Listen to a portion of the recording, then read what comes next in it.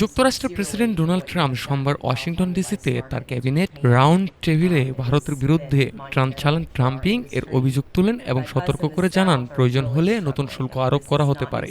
তিনি বলেন, আমরা ভারতসহ আরও কয়েকটি দেশ থেকে রাইস ডাম্পিং দেখছি। সমস্যার সমাধান শুল্কের মাধ্যমেই 2 মিনিটে করা সম্ভব বলে তিনি মনে করেন। কেনেডি রাইস মিলের সিইও মেরিল কেনেডি জানান, আমরা দেখছি ভারত, থাইল্যান্ড এমনকি চীন রাইস পোর্তো রিকোতে পাঠাচ্ছে। পোর্তো রিকো আগে যুক্তরাষ্ট্রের বড় বাজার ছিল। শুল্ক কার্যকর হয়েছে, কিন্তু আমাদের আরও কঠোর হতে হবে। ট্রাম্প বলেন, এ ধরনের ডাম্পিং হওয়া উচিত নয়। আপনি একটি তালিকা দিন, এটি সমাধান করা খুব সহজ।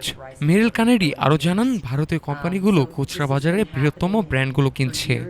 এ কারণে তারা নিজস্ব পণ্যকে সহায়তা দিয়ে সেলফে রাখতে চায়। দুটি বৃহত্তম ব্র্যান্ড ভারতের মালিকানাধীন। ট্রাম্প উত্তরে বলেন, ঠিক আছে, আমরা বিষয়টি দেখব। এর আগে যুক্তরাষ্ট্র চলতি বছরে ভারতীয় পণ্য আমদানি করার উপর 50% শুল্ক আরোপ করেছে, যা বিশ্বের মধ্যে অন্যতম সর্বোচ্চ শুল্ক হার। News desk, Dhaka today.